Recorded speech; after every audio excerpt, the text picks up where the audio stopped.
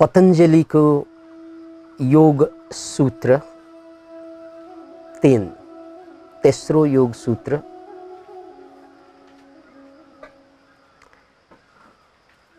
तदा द्रष्टु स्वरूपे वस्थानम। यसलाई फेरि याद राख्नुस्।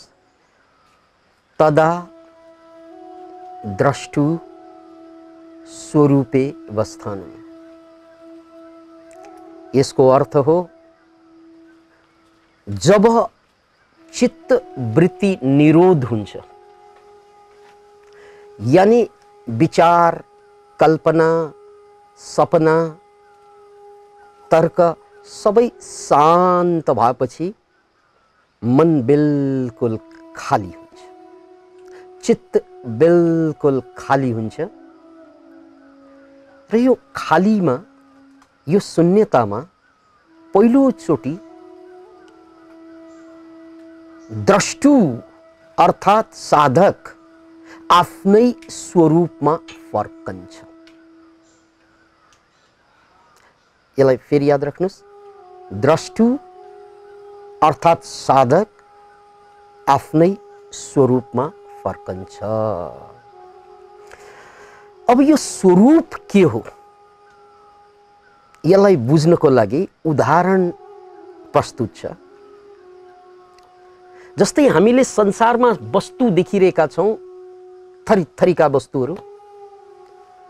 ती सबै वस्तुहरूको स्वरूप के हो? ती सबै वस्तुहरूलाई टुक्रा टुक्रा पार्ने हो भने हामी अणुमा पुग्छौं। सबै हामी अणुमा, आँखाले नदेख्ने अणुमा पुग्छौं र त्यो अणुलाई पनि टुक्रा पार्यौं भने हामी परमाणुमा पुग्छौं, न्यूट्रन, प्रोटन, इलेक्ट्रोनमा पुग्छौं र त्यहाँबाट पनि भित्र छिर्यौं भने हामी क्वार्क, त्यहाँबाट पनि भित्र छिर्यौं भने हामी स्ट्रिङ, त्यहाँबाट पनि भित्र छिर्यौं भने हामी अन्तिम वस्तुको अवस्थामा पुग्छौं जसलाई ऊर्जा भनिन्छ, एनर्जी। गजबको कुरा, सम्पूर्ण वस्तु देखिन्छ तर ऊर्जा देखिँदैन। Can you imagine it? संसारका सबै कुरा देखिन्छन् तर यो सबै देखिने कुराहरू नदेखिने ऊर्जाबाट निर्मित हुन्। याद राख्नुहोस्, संसारमा देखिने सबै कुराहरू, यो पहाड, यो हिमाल, यो फूल, यो मान्छे, यो सबै अन्ततः नदेखिने ऊर्जाको कमाल हो। अतः हेर्दा वस्तु तर डीपमा तिनीहरू सबै ऊर्जा हुन्, एनर्जी हुन्, एनर्जी। त्यसकारण दुनियाँमा एनर्जी बाहेक केही पनि छैन। हामीले जे जस्ती वस्तु देखेका छौं त्यो सबै एउटै ऊर्जाका नाना रूप हुन्। आइन्स्टाइनको त्यो सूत्रलाई फेरि याद गर्नुस्। E = mc²। E भनेको एनर्जी, m भनेको मास, मास भनेको वस्तु, c² भनेको भेलोसिटी अफ लाइट। त्यो भनेको हरेक ऊर्जा वस्तु बन्न सक्छ। E भनेको एनर्जी, एनर्जी वस्तु बन्न सक्छ, मात्र उसलाई एउटा कन्डिसन चाहिन्छ। एउटा कन्डिसन, एउटा अवस्था निर्माण भयो भने वस्तु ऊर्जा बनिन्छ, ऊर्जा वस्तु बनिन्छ। जसरी फ्रिज भित्र छिरेका सबै पानीहरू पानी भएर बस्दैनन् क्या, बर्फ बनिन्छ। त्यो फ्रिज भनेको कन्डिसन हो, फ्रिज भनेको कन्डिसन हो। त्यो कन्डिसन भित्र पानी छिर्यो भने पानी रहँदैन, के बन्छ? के बन्छ? आइस बन्छ। त्यस्तै अब त्यो आइसलाई निकालौं, कन्डिसन चेन्ज गरिदिउँ, आगोमा राखिदिउँ। आगोमा राख्न साथ अब त्यो आइस बन्दैन, पानी पनि बन्दैन, त्यो स्टिम, बाफ बन्छ। कन्डिसन चेन्ज हुन साथ उसले रूप फेर्छ। त्यस्तै यो हामी मान्छे जति पनि छौं, या हामीले यो मान्छेले देख्ने वस्तुहरू जति पनि छन् संसारमा, त्यो जम्मै अन्ततः ऊर्जा, एउटा ऊर्जा, एउटा ऊर्जा, एउटा एनर्जी। त्यसकै सबै नाना रूपमा प्रकट भए, कतै मान्छेको रूपमा, कतै पन्छीको रूपमा, कतै पशुको रूपमा, कतै ढुङ्गाको रूपमा, कतै जुङ्गाको रूपमा। जुङ्गा पछाडि पनि त्यही छ जुन ढुङ्गा पछाडि छ। ढुङ्गा पनि त्यही चिजले निर्माण हुन्छ जुन जुङ्गा निर्माण हुन्छ। Can you imagine? त्यसकारण तिमी, म, ऊ, दाई, भाइ, दाजु, बहिनी, दिदी, विभिन्न नामहरू जे छन्, विभिन्न संज्ञाहरू जे छन्, ती सबै संज्ञाहरू सतहमा, बोक्रामा विभिन्न भाषमान भइरहेको छ। तर गहिरोमा गएपछि हामी जम्मै ऊर्जा बाहेक केही पनि होइन। अहिलेसम्मको साइन्स, क्वान्टम फिजिक्सले यो प्रमाणित गरेको कुरा हो कि अन्ततः यो सारा ब्रह्माण्ड ऊर्जामा नै फर्कन्छ। बिग ब्याङ थ्योरीलाई फेरि याद गर्नुस्, नेटमा सर्च गर्नुस्, बिग ब्याङ थ्योरी जो स्टेफन हकिन्सले व्याख्या गर्नुभयो। आजभन्दा 14.5 अरब वर्ष अगाडि त्यही ऊर्जा फड्क्यो।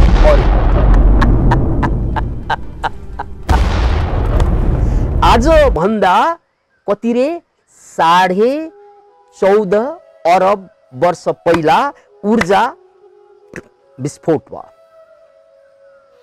त्यो विस्फोट भएको ऊर्जा यति स्पिडमा फैलियो ब्रह्माण्डमा, यति स्पिडमा फैलियो, त्यो स्पिडको कारणले गर्दा यी सारा वस्तुहरू निर्माण भयो। ग्रह नक्षत्र र त्यस ग्रह नक्षत्रमा अन्ततः मान्छे निर्माण भयो। त्यही हो velocity of light, mc²। c² भनेको भेलोसिटी अफ लाइट। त्यो ऊर्जा जुन स्पिडमा फैलियो, विस्फोट भएपछि जुन गति लियो त्यसले, त्यो गतिको कारणले गर्दा ऊर्जा के बन्यो? पदार्थ बन्यो, ग्रह बन्यो, नक्षत्र बन्यो, ग्यालेक्सी बन्यो, मिल्की वे बन्यो। Can imagine? तर आखिर त ऊर्जै थियो नि। त्यसकारण 14.5 अरब वर्ष अगाडि 14.5 अरब वर्ष अगाडि नदेखिने ऊर्जा बाङ्ग विस्फोट भएर देखिने सारा ब्रह्माण्ड हाम्रो अगाडि छ। एक दिन यो फेरि प्रलय भएर त्यही नदेखिने ऊर्जामा फर्किन्छ। धर्मशास्त्रमा यो यत्र तत्र वर्णित कुरा हो कि एक दिन प्रलय हुन्छ। प्रलय भनेको विलय हुन्छ। अनि विलय हुँदा यो सारा ब्रह्माण्ड देखिने कुराहरू कहाँ फर्कन्छ? त्यही ऊर्जामा फर्किन्छ, त्यही एनर्जीमा फर्किन्छ, देखिँदैन नि। Can you imagine it? So नदेखिनेबाट देखिनेमा आयो, देखिनेबाट नदेखिनेमा आउँछ। यो डान्स भइरहेको छ अस्तित्वमा। देखिनेबाट नदेखिने, नदेखिनेबाट देखिनेमा यो डान्स, यो अस्तित्वको डान्स हो। अनि त्यही अस्तित्वको डान्सको हामी पार्ट हौं। हेर्दा हामी देखिन्छौं, मर्दा हामी देखिँदैनौं। जीवित रहँदा देखिन्छौं, मर्दा हामी देखिँदैनौं। शरीर त बाँकी छ मुर्दाको, तर आत्मा देखिँदैन। त्यही आत्मा फेरि शरीरको रूपमा प्रकट हुन थालेपछि अनि बल्ल फेरि प्रकट हुन्छ सबै कुरा। त्यसकारण E = mc² फर्मुला हेर्नुस्। E भनेको एनर्जी, m भनेको मास, c² भनेको भेलोसिटी अफ लाइट। यो एनर्जी मासमा परिवर्तित हुन्छ एउटा कन्डिसनमा, c²। बिग ब्याङ थ्योरी त्यसैको प्रमाण हो। अतः विज्ञानको आँखामा, अतः वैज्ञानिक विश्लेषणमा यो सारा ब्रह्माण्डमा एउटै चीजको अस्तित्व छ। त्यो के हो? ऊर्जा, जो देखिँदैन। Energy, energy, energy. र त्यही एनर्जी कन्डिसन चेन्ज भएपछि वस्तुको रूपमा, नाना वस्तुको रूपमा देखिन्छ। त्यसलाई हामी सृष्टि भन्छौँ। राइट? यो विज्ञानको कुरा गरेँ मैले। त्यसकारण हाम्रो स्वरूप विज्ञानको अनुसार के त? स्वरूप। अहिले यो विरूप हो। कतिको कुरूप हुन्छ। हाम्रो यो विरूप हो, हाम्रो स्वरूप के हो त भन्नाले ऊर्जा हो, एनर्जी हो। हामी एनर्जी थियौं, एनर्जीबाट वस्तु भयौं र एक दिन हामी एनर्जीमा नै फर्कन्छौं। Can imagine? एनर्जीबाट आयौं नदेखिने ठाउँबाट अनि देखिने भयौं।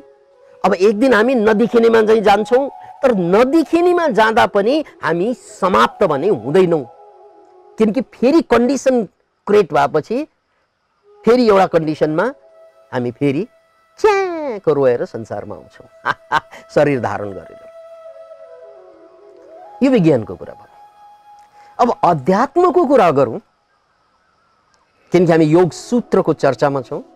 अध्यात्मको कुरा के हो भने यो सारा संसारमा जे जति कुराहरू छन् त्यो सबै ईश्वर नै हो। यहाँ ईश्वर बाहेक केही पनि छैन। ईशा उपनिषदको, ईशावास्य उपनिषदको मन्त्रलाई याद गर्नुस् त। ईशावास्यमिदं सर्वं यत्किञ्च जगत्यां जगत् तेन त्यक्तेन भुञ्जिथा मा गृधा कस्यचिदनम्। हे मनुष्य, तिमीले जे जति देखिरहेका छौ सबै ईश्वर हो। स्वास्नी नभन, त्यो ईश्वर हो। लोग्ने नभन, त्यो ईश्वर हो। छोराछोरी नभन, ती ईश्वर हुन्। ती चोर डाका नभन, ती ईश्वर हुन्। त्यो बोका खसी राँगा माछा नभन, ती ईश्वर हुन्। तिमीले खाने तरकारी जम्मै ईश्वर हुन्। तिमीले खाने सागपात जम्मै ईश्वर हुन्। तिमीले फेर्ने सास ईश्वर हो। तिमीले टेकेको जमिन ईश्वर हो। तिमीले देखेको आकाश ईश्वर हो। ईश्वर बाहेक केही पनि छैन। अब मैले हाँस्नु पर्यो यहाँ। किन हाँस्नु पर्यो त भन्नाले विज्ञानले भर्खर क्वान्टम फिजिक्स आइसकेपछि पत्ता लगाइएको कुरा आज भन्दा हजारौं हजार वर्ष अगाडि, हजारौं हजार वर्ष अगाडि ऋषिमुनिहरूले, ज्ञानीहरूले पत्ता लगाइसके। के त यो संसारमा, यो सारा संसारको मूल तत्व ईश्वर हो। के हो रे? मूल तत्व ईश्वर हो। अनि त्यो ईश्वर भनेको को त भन्नाले हामी नै हौं। फेरि त्यही ईश्वरको हामी रूप। Can you imagine? तर अब तपाईलाई लाग्ला होइन सर, हामी कसरी ईश्वर हौँला? मलाई डिप्रेसन छ। ईश्वरलाई डिप्रेसन हुन्छ त? होइन सर, म त गडबड काम गर्छु, म त करप्ट मान्छे, सेक्सुअल्ली। अघि धेरै कुराहरू यहाँ लेखियो कतिले। म त सेक्सुअल मामलामा बडो करप्ट छु। ईश्वर त्यस्तो करप्ट होला र? Can you imagine it? Yes तर्कको आधारमा म ईश्वर होइन तपाईलाई लाग्न सक्छ, तर तपाई ईश्वर होइन। अहिले यहाँ सवाल के त, तपाई ईश्वर होइन अहिले, यो पक्कै हो। तर तपाईको मूल स्वरूप चाहिँ ईश्वर हो। या यति मात्रै बुझौं। अहिले तपाई ईश्वरको रूपमा होइन, अहिले तपाई नश्वरको रूपमा प्रकट हुनुभयो। के स्वर रे? नश्वर, नाशवान प्राणीको रूपमा प्रकट हुनुभयो। तर तपाईको मूल नाशवान प्राणी होइन कि ईश्वर हो, ईश्वर हो, ईश्वर हो। त्यसकारण हे ईश्वरहरू, अहिले प्रकट हुँदा नाशवान प्राणीको रूपमा नश्वर, तर मूलमा हामी ईश्वर नै हो। Can you imagine it? अब हामीले आफ्नो मूललाई बिर्स्यौं। हामीले आफ्नो मूललाई बिर्सेको कारणले हामी विकृत भयौं। हामीले आफ्नो मूल स्वरूपलाई बिर्सेको कारणले गर्दा हामी के भयौं? विकृत भयौं। त्यसकारण पतञ्जलि भन्नुहुन्छ, तदा द्रष्टु स्वरूपे अवस्थानम। तपाईलाई, हामीलाई अहिले विकृत जीवन, कमजोर जीवन, आपराधिक जीवन, चिन्तित जीवन, पागलपनको जीवन बाँच्न बाध्य केले बनाइदियो त भन्नाले चित्त वृत्तिलाई समात्नुको कारणले गर्दा, चित्त वृत्तिको कारणले गर्दा, चित्त मनको चञ्चलताको कारणले गर्दा। बुझ्ने भाषामा भन्नु पर्दा मनमाथि नियन्त्रण नहुँदा, मनले हामीलाई बहकाइदिँदा, मनले हामीलाई डोर्याइदिँदा, मनले हामीलाई दोहोऱ्याउने कारणले गर्दा हामी आफ्नो स्वरूपबाट भट्क्यौं। जसरी वस्तु मूलमा ऊर्जा हो, त्यस्तै शास्त्र अनुसार हामी जम्मै मूलमा ईश्वर हौं। पतञ्जलिले त्यही ईश्वरत्व बुझाउनको लागि के भन्नुभयो? योगश्चित्तवृत्ति निरोध। योग भनेको त्यो तिम्रो मूल स्वरूपमा तिमीलाई फर्काउनुको नाम योग हो क्या? तिम्रो मूल स्वरूपलाई स्वरूपमै तिमीलाई फर्काउनुको नाम के हो? योग हो, जोड्नु हो। तिमीलाई यो नश्वर मान्छेलाई केसँग जोड्नु त भन्नाले त्यो ईश्वरसँग जोड्नु जो तिम्रो मूल हो। यो मूलमा फर्कनु, किनकि मूलमा नफर्केसम्म मान्छेले भूल गरे हुन्छ। मूलमा नफर्केसम्म जिन्दगी भर हामी भूल गर्छौं, तर मूलमा भूल हुँदैन। याद राख्नुहोस् यो कुरा, मूलमा कुनै भूल हुँदैन। मात्र यो मूलको विकृत स्वरूप जुन नश्वर मान्छे पैदा भयो, अब यहाँ धेरै गडबडी हुन सक्छ। त्यसैले योग माने के त? त्यही रूपमा फर्कनु जुन रूपबाट तिमी आएका थियौ।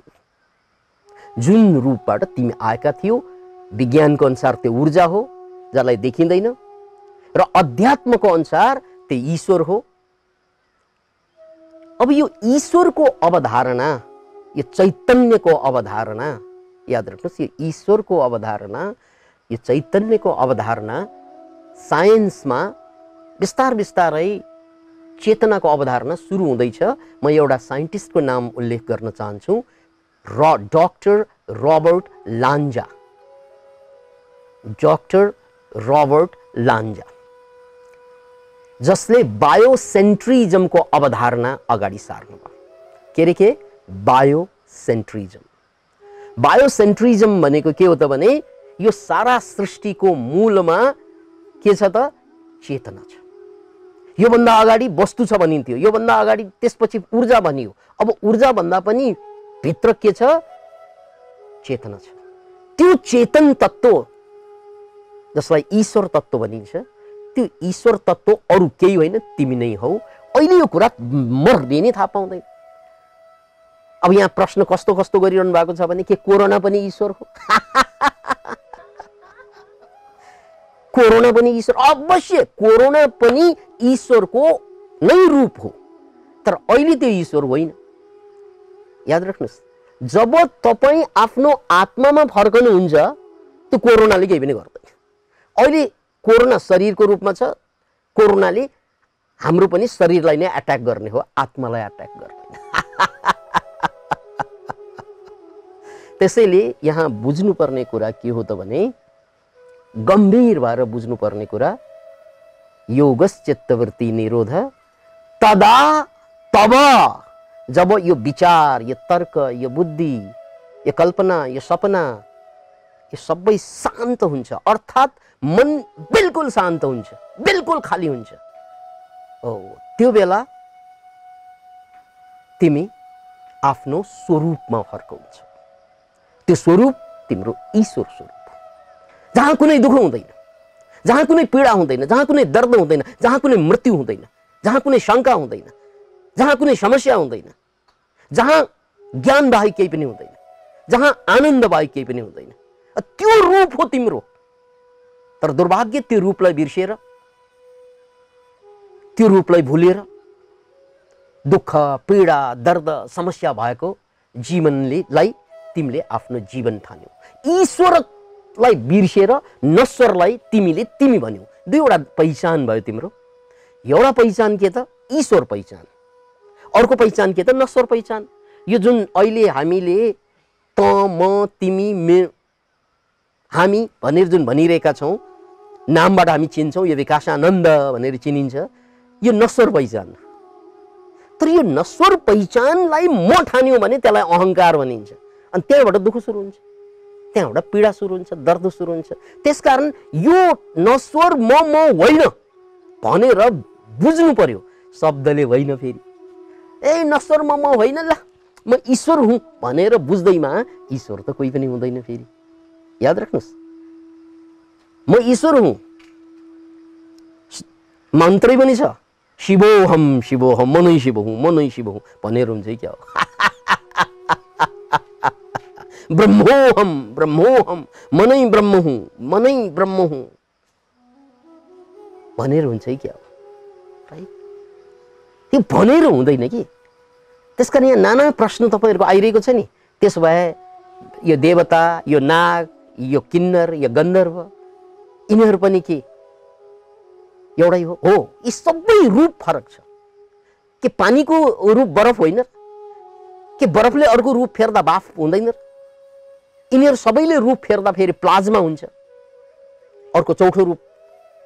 अनि त्यो त्यसकोले पनि रूप फेर्दा ऊर्जा हुन्छ। त्यसकारण कतै चेतनाले वस्तुको रूप धारण गरेको हुन्छ, कतै चेतनाले वस्तुको रूप अलिकति चेन्ज गरेर मान्छेको रूप कतै धारण गर्यो, पशुको रूप कतै धारण गर्यो, वस्तुको रूप धारण गर्यो। त्यस्तै कतै गन्धर्व, किन्नर्व, देवी, देवता विभिन्न रूपमा चेतनाले, चेतनाको स्तरले धारण गरेका रूप मात्रै हुन्। तर यो सबैको मूलमा के हुन्छ? ब्रह्मतत्व। त्यसकारण यो तत्त्व शब्द दोहोर्याएर म ब्रह्म हुँ, म ईश्वर हुँ भनेर बुझिँदैन। किनकि त्यो भन्ने मान्छे पनि, त्यो भन्ने तत्त्व पनि फेरि चित्तवृत्ति नै हो। म ईश्वर हुँ है, कसले भनेको? यो मेरो चित्तवृत्तिले भनेको। बाधा यही हो। यो शब्दबाट बुझ्ने कुरा होइन। पतञ्जलिले यहाँ क्लियर भन्नुहुन्छ, यसको लागि चित्तका वृत्तिहरू हट्नुपर्छ, यानि मन खाली हुनुपर्छ, विचार खाली हुनुपर्छ। यो भन्ने जुन विचार छ नि, कचकाच कचकाच गरेर शङ्का उपशङ्का गरिरहने विचार जब शान्त हुन्छ, ओके, जब आन्तरिक मौन घट्छ नि, स्वाट तिमी ईश्वर हौ भन्ने कोही पनि हुँदैन। त्यो नहुने बेलामा वास्तवमा हामी ईश्वर हुन्छ। के नि इमेजिन? जब मनबाट तिमी ईश्वर हौ भन्ने यो बदमास हट्छ, यो चित्तवृत्ति हट्छ, त्यो बेला जे बाँकी रहन्छ त्यो ईश्वर मात्रै हुन्छ। तदा द्रष्टु स्वरूपे अवस्था। त्यसकारण हामीले गौतम बुद्धलाई भगवान किन भन्यौँ? हामीले राइट, हामी भगवान भन्छौँ, पूजा गर्छौँ। हामीले थुप्रै महापुरुषहरूलाई भगवान भन्छौँ। किन भन्छौँ त भन्नाले उनीहरू आफ्नो मूल स्वरूपमा फर्किसकेकोले। हुन त उनीहरू मान्छे नै हुन्, मान्छेकै परिवारमा जन्मेका हुन्, तर उनीहरूले आफ्नो मूल स्वरूपमा, आफ्नो स्वरूपमा फर्केको कारणले गर्दा उनीहरू भगवान हुन्। हामी मूल स्वरूपमा फर्कन नसकी अझै यही शरीरमा अल्झिरहेको कारणले गर्दा हामी कतै शैतान बनिरहेका हुन्छौँ, कतै हैवान बनिरहेका हुन्छौँ, कतै चाण्डाल बनिरहेका हुन्छौँ। किनकि स्वरूप बिर्सिएपछि अनि मान्छेले नाटक धेरै गर्न थाल्छ। त्यसकारण यो सूत्र फेरि पनि बुझ्नुहोला, चिन्तन गर्नुहोला। तेस्रो सूत्र हो तदा। तदा भनेको तब, तब भनेको कब? जब विचार ठ्याक्कै शान्त हुन्छ, आन्तरिक अन्तर्मौन घट्छ। तदा द्रष्टु भनेको द्रष्टा यानि साधक आफ्नै रूपमा फर्कन्छ। त्यो विचारले फर्कँदैन, बुद्धिले फर्कँदैन, तर्कले फर्कँदैन, इभन ध्यान साधनाले फर्कँदैन, प्रार्थनाले फर्कँदैन। केले फर्कन्छ? यो सबै बाहिरका विधिहरू त्यसले फर्काउने होइन। फर्कने बेलामा यी सबै विधि नहुँदा पनि फर्कन सक्छ, नफर्कने बेलासम्म यी सबै विधि अपनाउँदा पनि फर्कँदैन। किनकि जुन जुन विधि समात्यो त्यसप्रति अहङ्कार जाग्छ।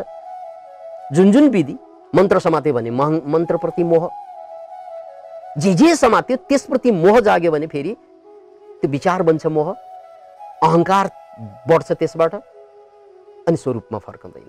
त्यसकारण स्वरूपमा फर्कनको लागि एउटै चिज चाहिन्छ, शान्ति। बाहिरको होइन, भित्रको शान्ति। मन अब बोल्दैन, मन अब अमन भइसक्यो। याद राख्नुहोस्, मन अब अमन भइसक्यो। मन जब अमन हुन्छ त्यो बेला स्वरूपमा हामी फर्कन्छौँ। त्यो स्वरूपमा फर्कनु नै समाधि लाग्नु, मन अमन हुनु नै समाधि लाग्नु, अनि समाधि लाग्नु भन्नु नै आफ्नो ईश्वरत्वमा फर्कनु।